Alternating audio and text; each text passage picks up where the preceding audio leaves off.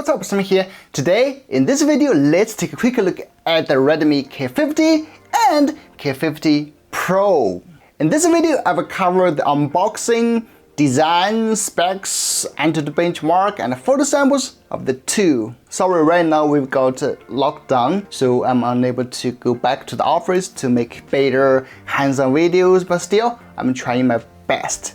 Life under lockdown is not fun. Cannot go outside, nothing too much to do. Just watch some porn every day. So boring. So, if you can subscribe to my channel to make my current day life less boring, that would be splendid.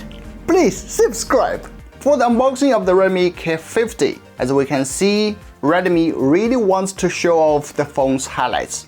67 watts fast charging, 2K display, and other usual stuff with some specs of the phone.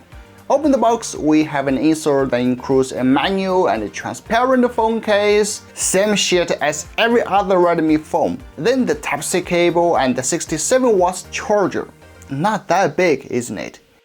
As for the unboxing of the Redmi K50 Pro, we have the silver version. The back is, as Xiaomi claimed, AG processed.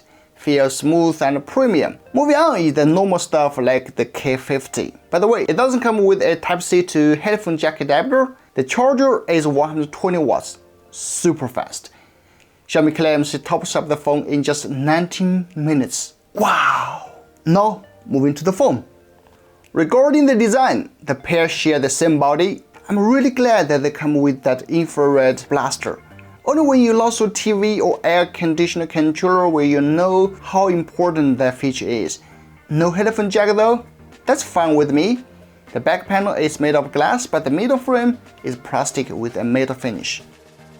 For most of the specs, they are the same, like both phones feature a 6.67-inch AMOLED QHD Plus display with a 120Hz refresh rate. Both panels are also protected by Gorilla Glass Victus, and both phones share the same 20-megapixel Sony IMX596 selfie cam sensor. But the K50 got a 5500 mAh battery, but the Pro gained a 5000 mAh battery. Also, the main camera is different.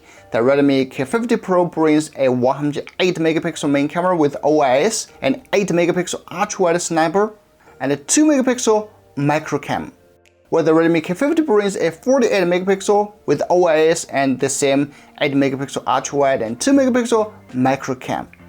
Here are some photo samples, you can check them out. If you want me to shoot more photos, please subscribe to my channel. Once we left the lockdown, I will do that.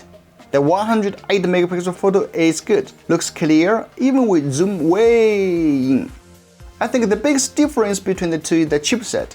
The Redmi K50 Pro boasts MediaTek's Dimensity 9000 chip, fabbed on TSMC's 4nm process, while the vanilla K50 goes for a Dimensity 8100 chipset, which was announced earlier this month. Well, we ran into the benchmark right in the Xiaomi shop, and this was what we got. That was about 100k score difference. I've got to admit that the K50 Pro could have done a better job as it didn't plug off the charging cable while running the test. This could generate lots of heat and affect the performance. To my surprise though, the temperature is really well controlled, as you can see. Incredible! Seems the 7-layer vapor chamber cooling system really keeps thermals in check. As for others, hear the sound if you are interested to know.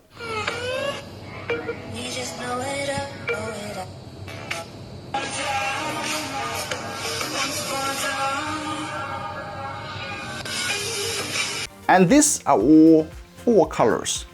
Black jet, okay, that's what I named it. Green, silver, and blue colors. Which one do you like most? Let me know in the comment section. Alright, that's the video. Thanks for watching. If you still have any questions about the phone, don't hesitate to leave a comment below. Don't forget to subscribe. I'm Sammy and we'll see you in the next one. Bye bye.